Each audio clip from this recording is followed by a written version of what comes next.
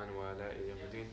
وتتعلم التعليم وتذكر التذكير نفع الانتفاع لفاد الاستفادة والحاثة لنص الكتاب والأسئلة لرسوله صلى الله عليه وآله وصحبه وسلم والدعاء للهدى والدناء للخير تضايم جناه ومرضاته قلبي وثوابه سبحانه وتعالى. سبحان الله والحمد لله ولا إله إلا الله والله أكبر لا قوة إلا بالله العظيم.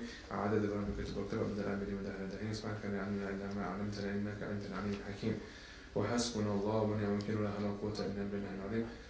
اللهم إني أعوذ بك من أن أضل أو أضل أو أزل أو أزل أو أظلم أو أظلم أو أجهل أو يجهل عليه الله. ما غنى بنعم زينا ما حلم وأكرمنا بالتقوى وجملنا معافية المراحمين يا رحمن الراحمين يا رحمن الراحمين. طيب, picking up where we left off in the book Sullam Al-Tawfiq, the ladder to success in truly loving Allah Ta'ala. So we we left off in the section that these 5 obligatory prayers within their times are required for every Muslim who is mature, of sound mind and pure, i.e. not menstruating or postnatally bleeding. They have to perform within those times. And we also said it is unlawful to perform them before their time or to delay them beyond their time without an excuse. طيب. So now he's resuming that section on page 35. He says, one is required to make them up if a preventer, like menstruation, postpartum bleeding, insanity, loss of consciousness, intoxication, and apostasy, arises after a period of time has passed from the beginning of its time long enough to contain its performance without taking into account the time required for obtaining purification for it for someone free of incontinence and its like, and long enough to contain it along with obtaining purification for it for someone with a medical condition like incontinence. That is one long sentence. Tamam? And here is the summary of it. So the default is that every single person has to pray. Okay? Now, what happens if someone is in a state where prayer is obligatory upon them, but something happens to them that would make it not obligatory upon them? Okay, that's basically the issue. The day-to-day example that usually happens is a woman in her period. Okay? So a woman, for example, she has to pray. She's an adult, she's a woman, she's Muslim, she's of sound mind. Like, let's say, for example, the prayer time enters. Okay? The prayer time enters. After that, after the entrance of the prayer time, she starts her period before she actually is able to pray. What does she do? The question now is, does she have to make up that prayer or not? That is the crux of the issue. That is what we're talking about today. So, essentially, it comes down to this. If, tamam, look what he says. One is required to make them up if a preventer, such as menstruation, skip everything in parentheses. One is required to make them up if a preventer arises after a period of time has passed, tamam, from its time long enough to contain its performance. That's the thing. That's the key. So let's say, for example, 30 seconds after dhuhr comes in, or a minute after dhuhr comes in, she starts her period. Is that 30 seconds or that 1 minute long enough for her to actually completely pray dhuhr? Probably not.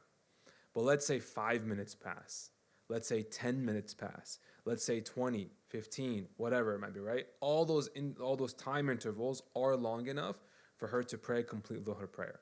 So if, for example, dhuhr time enters, and then let's say 5 to 10, 15, 20, whatever minutes pass, and then she gets her period and she hasn't prayed dhuhr yet, she has to make dhuhr up when what happens? When she's done with her period. Okay? When she is done with her period. طيب. Now, there is some detail here that he mentions, he alludes to it. Tamam? What does he say?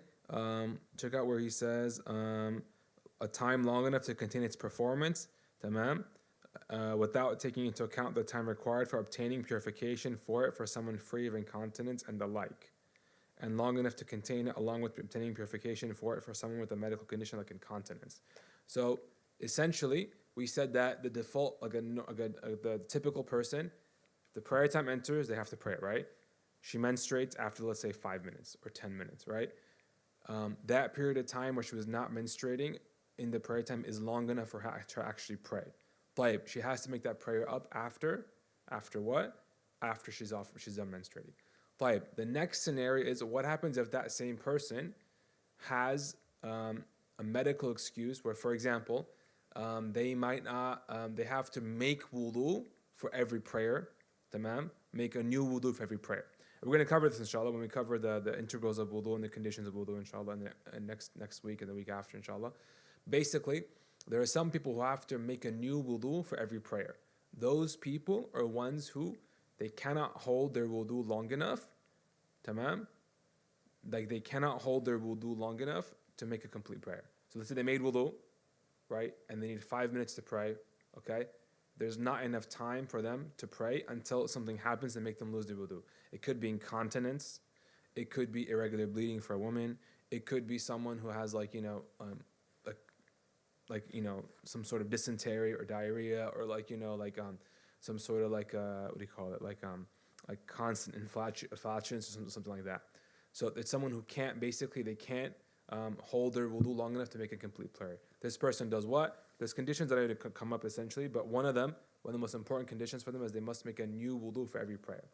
So in the case of this specific individual who's like this, okay, what would they do? They have to have have gone through enough of the prayer time to be enough for their wudu and their prayer.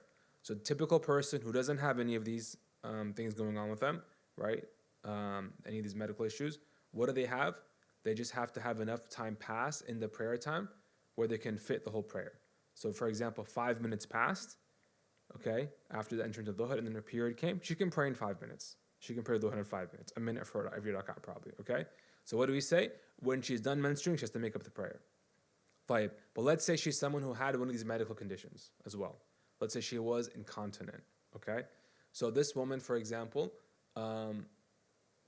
let's say she needs 5 minutes for wudu and 5 minutes to pray. So because she has to pray, she has to make wudu for every prayer, then she has to catch at least 10 minutes of dhuhr, tamam, before her period starts, in order for it to be obligatory for her to make it up after she's done with her period.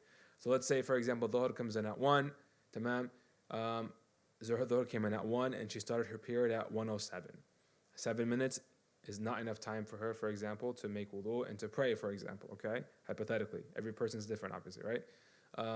So we'll say, khalas, she doesn't have to make up dhuhr when she's done with her period, okay? Because the 7 minutes she basically got of dhuhr before her period is not enough time for wudu and for prayer, okay? But otherwise, if it was, let's say she caught 20 minutes of dhuhr, plenty of time for wudu and for prayer. She has to make it up after she is done menstruating. This is the case of what? Of someone who has to pray usually, but what happens? An excuse or a condition or something happens in the middle of the prayer time before they prayed it, okay? So one is required to make up the prayer. If a preventer, it's a literal translation. In Arabic, the word is mani'. So literal translation is preventer. Basically, right, what we can say is there's someone who the prayer time started and there's someone who is obliged to pray the prayer, then something happens that takes the obligation away, such as menstruation, such as postnatal bleeding, right? Those are the two main ones, okay? It's unlikely someone, for example, is going to start dhuhr as an adult, and then during the middle of dhuhr, they're going to become a child, and the obligation is going to be taken away. That's not really likely going to happen to most people, okay? So usually, this issue comes up with women and either menstruation or postpartum or postnatal bleeding, okay? Maybe loss of consciousness as well. Maybe intoxication of those. Someone, for example, right?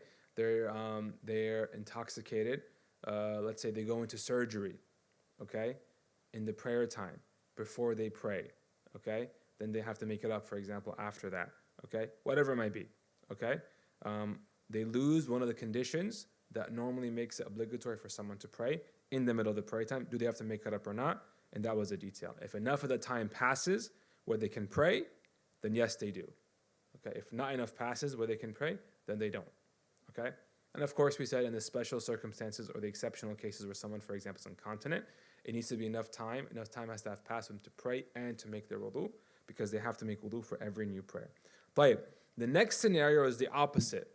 Someone has a preventer, okay? Like someone, or a preventer. He translates as preventer. Let's just read what he says. But if the preventer ceased while enough time remains to say the opening Allahu Akbar, one is responsible for it while also being responsible for the prayer,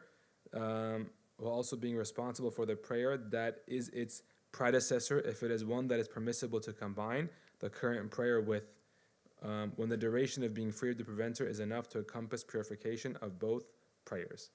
Another long sentence. This scenario is the following. It's the opposite of the one we just talked about. Someone starts the prayer time and prayer is not obligatory upon them. During the prayer time, all the conditions, okay, of having prayer be obligatory for you are met. So for example, we said the conditions that a Muslim must meet to have prayer obligatory upon them is what? Maturity, right? So they're an adult. Of sound mind, so their intellect is there. And they're pure, right? So they're free of menstruation and postpartum bleeding. So what happens if someone starts the prayer time and one of these conditions aren't there? For example, Dhuhr came in and they're a child. In the middle of the Dhuhr prayer, the time of the Dhuhr prayer, they become an adult.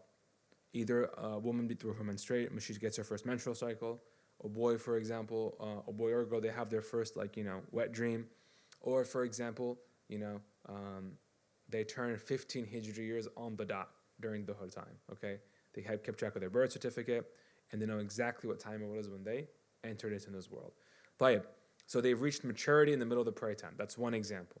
Another example is someone becomes of sound mind during the prayer. For example, someone who was unconscious becomes conscious. Okay. Example 3. Someone, for example, she was menstruating and her menstrual cycle ends during the middle of the prayer time, or postpartum bleeding ends in the middle of the prayer time. In all these cases, what do? We said the following: if okay, the person's whatever was not fulfilled of the conditions of prayer, if that goes away, and they become someone who is obliged to pray that prayer within the prayer time, as long as there is still enough time left in the prayer time where they can say Allahu Akbar, do the opening takbir, they have to make up that prayer.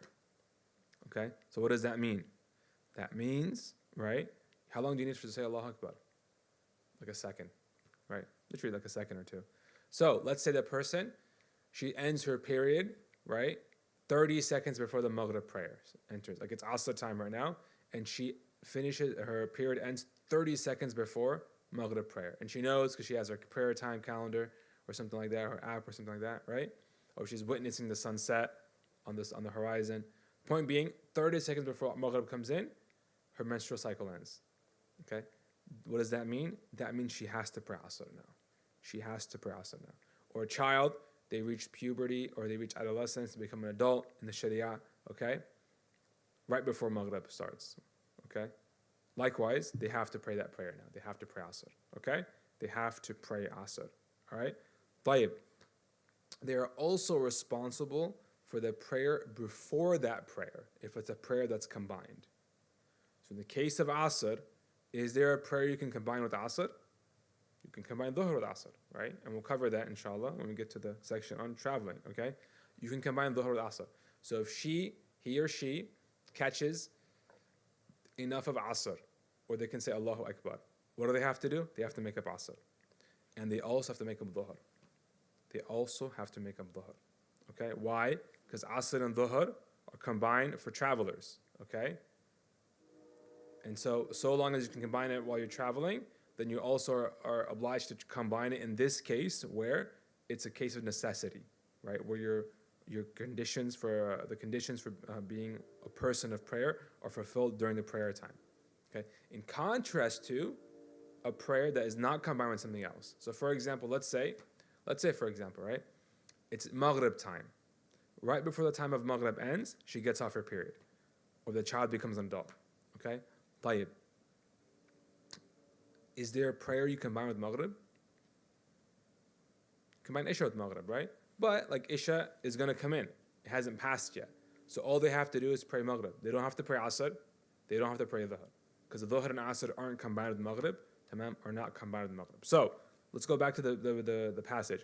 But if the preventer ceased while enough time remains to say the opening Allahu Akbar, one is responsible for it, and you have to pray that prayer. Now, obviously, if all you catch are just a few seconds of the prayer time, you're gonna end up having to what? Pray the prayer outside the prayer time, because you got to go make ghusl. For example, if you're someone who is menstruating, or you have to go make wudu if you don't have wudu. Okay, so you have to go. You're gonna end up probably praying outside the prayer time, but that's fine. You're not sinful for that. Okay, because you know this was outside of your control. Okay, in fact, you're doing what's obligatory upon you. By praying the prayer, even if it falls outside the prayer time, you're doing what's obligatory upon you. You're getting rewarded. There's absolutely no sin involved here. Okay? So, you're responsible for praying that prayer as long as you catch even a little bit of the prayer in the prayer time. Okay? While also being responsible for the prayer that is preceding it or is the predecessor of it, if it is one that is permissible to combine with the current prayer. The best example is what? If you caught the end of Asr, you have to pray Asr and Dhuhr. If you caught the end of Isha, you have to make up Isha and Maghrib. Okay? If you caught the end of Dhuhr, all you're praying is Dhuhr. You have to just pray Dhuhr. If you caught the end of Maghrib, all you're praying is Maghrib. If you caught the end of Fajr, all you're praying is what? All you're praying is Fajr. All you're responsible for is that one prayer because Dhuhr and Maghrib and Fajr are not combined with the prayers that precede them. He mentions something else at the end. He says, when the duration of being free of the preventer is enough to encompass purification and both prayers. All he's saying here is in the rare case, tamam, where, for example,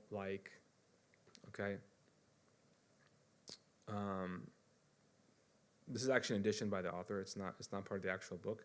But basically, in the rare case where someone, for example, at the end of Asr, what happens? She stops menstruating. Okay, so she has to make up Dhuhr and Asr, right? What about hypothetically, as soon as she stops menstruating, right? Asr ends, Maghrib enters, right? And then something else happens to her. She loses consciousness.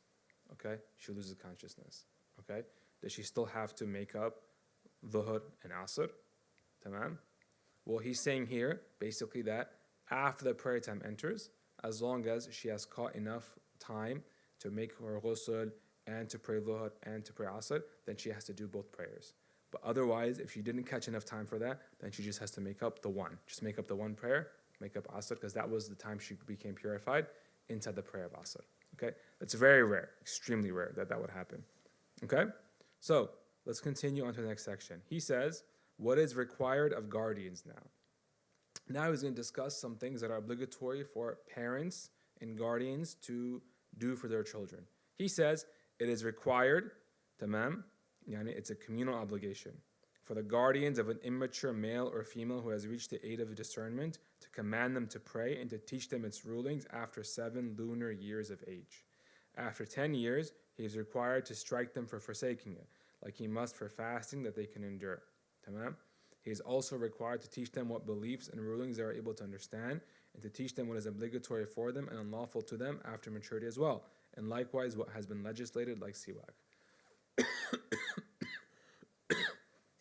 So, he's talking now about the obligations a parent has in terms of teaching their child. So he says here, teaching a child is a communal obligation. What does he mean by that? Well, every parent or every child has 2 parents, right? Mom and dad, okay? So mom and dad are communally responsible for teaching the child these rulings, okay? If mom doesn't do it, then dad has to. If dad doesn't do it, mom has to. If both of them don't do it, they're both sinful. If one of the 2 do it, khalas, that person's rewarded and the other person is free of any sin and harm, okay? So it's a shared obligation between the 2 parents. If the 2 parents aren't there, then who does the obligation go to? The grandparents, if they're still alive.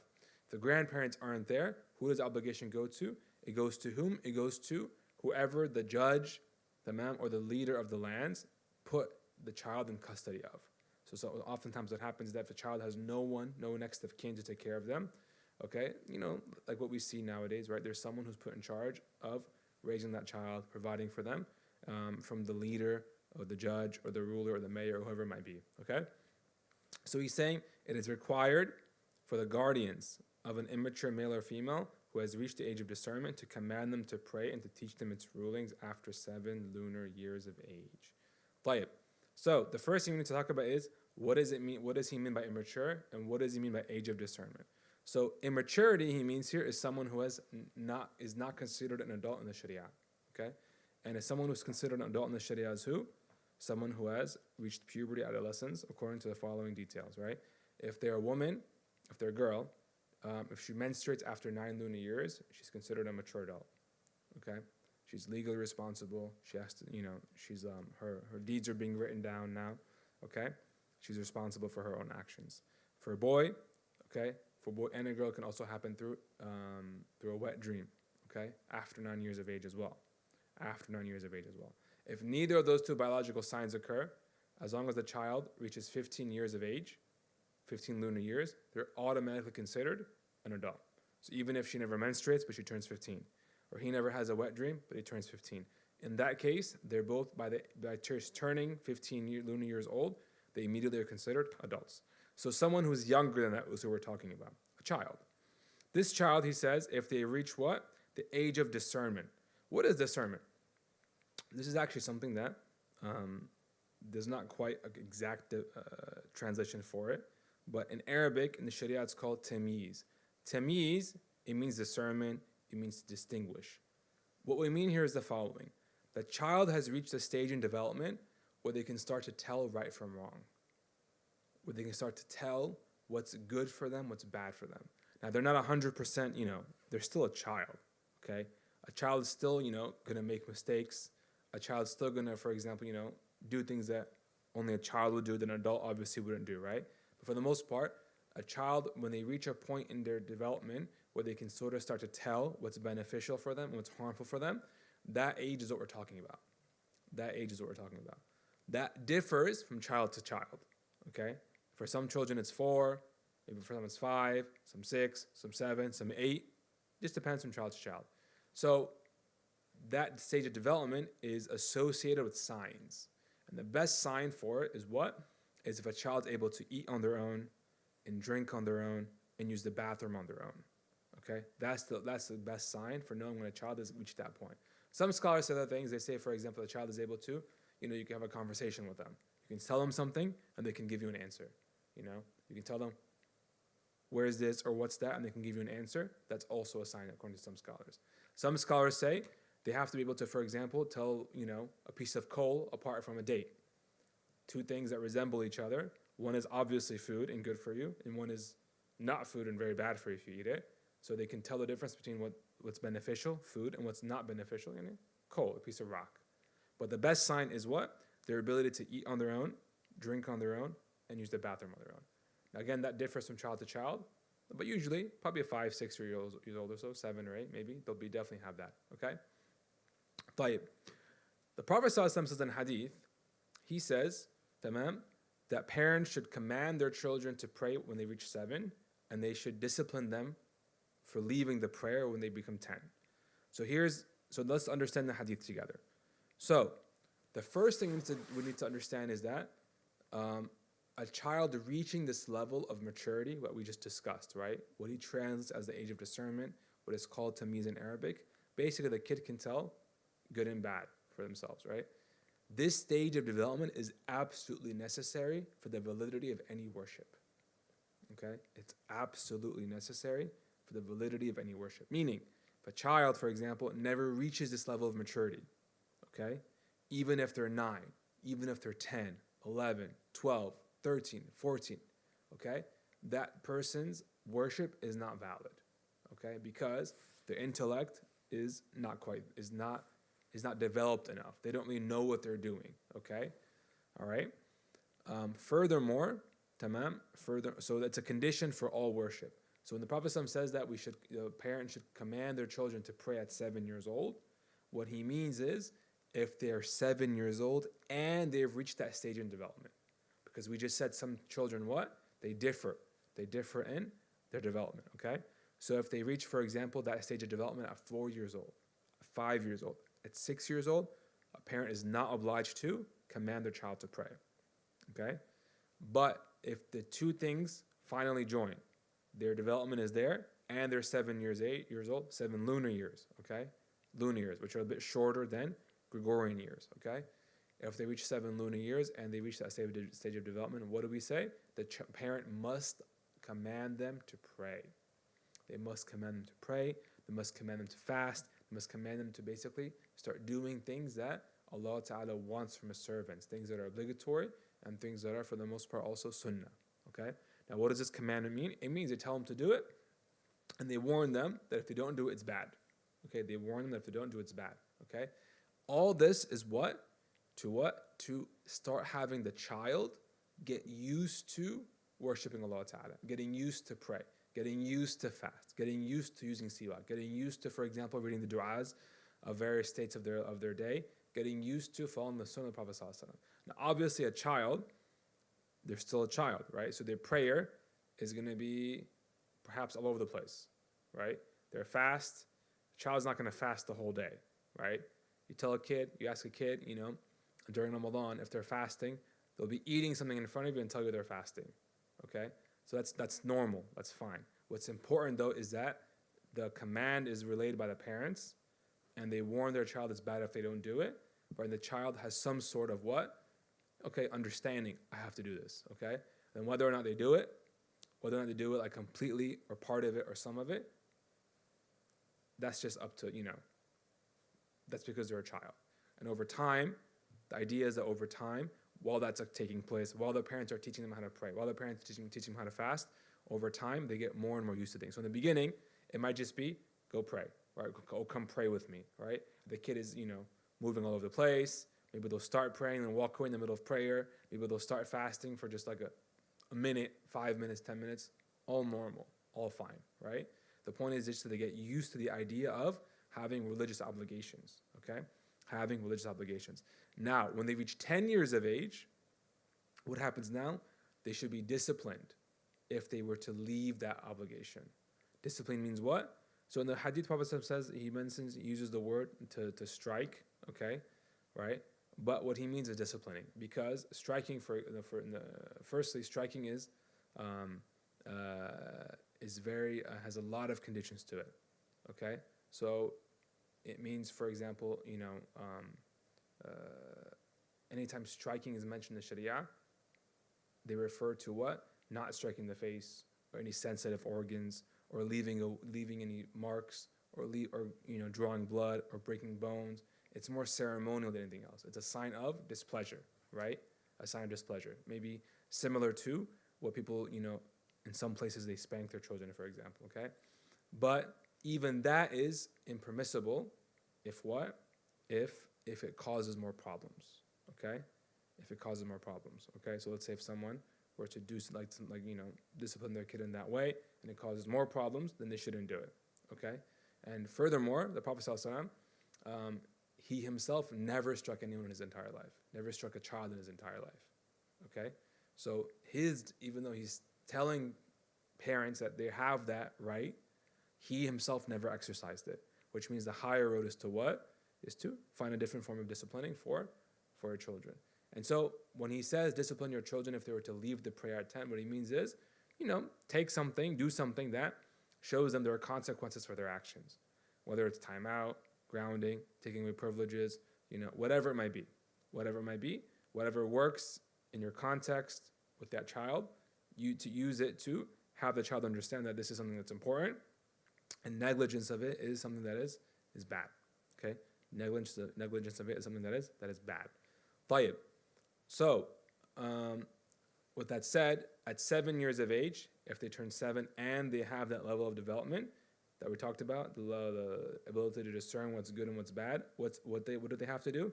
They have to be told to pray, tamam. And at 10 years old, if they leave the prayer, tamam, they have to what? They have to be disciplined for forsaking it. So he used the term strike in his translation, right? But we understand that what we mean is disciplining, okay? Because in some cases, striking, tamam, might not be the best. Might not be the best way to go forward. And even if someone did strike, okay, again we said if it causes more problems, they shouldn't do it, and that there are a lot of conditions associated with striking in the Sharia. Not doing it to the face, not breaking bones, not drawing blood, not leaving any marks, not doing any sensitive areas. So definitely not abuse. It's more ceremonial than anything else. It's a sign of parental displeasure. Okay. After 10 years, he's required to strike them for forsaking it, like he must for fasting that they can endure. So likewise for fasting, let's say they're told to fast. Again, this is all in the case where a child can actually do it. If the kid can't fast, you can't make them fast. Some children are built different. They're weaker than others. You can't make them fast. But let's say they can fast, even for 5 minutes, 10 minutes, an hour, half an hour. If they were to leave that, they should be disciplined as well. And all this is to what? To teach them that there is a religious obligation and they have to get used to doing it now, so that when they become adults, they're used to it.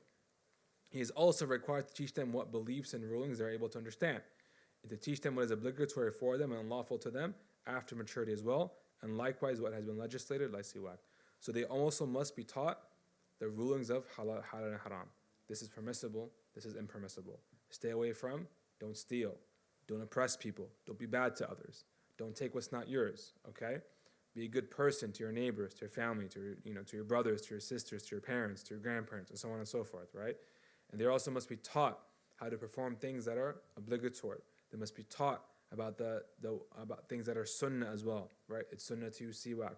It's sunnah to read this dua when you do this. It's sunnah to cover yourself in this way, and all these different rulings.